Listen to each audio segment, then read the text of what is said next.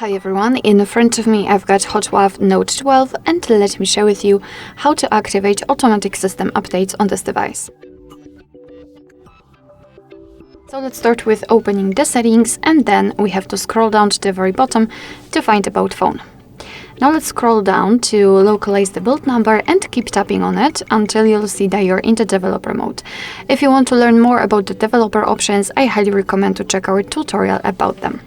So after activating the developer options, we have to go back and then tap on the system.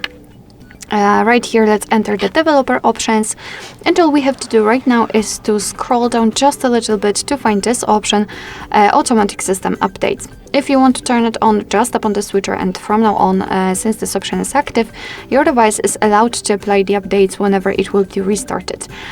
So you do not really have to manually update your device. However, remember about restarting it from time to time, so it will have a chance to actually apply the updates. Of course, you can turn it off the same way.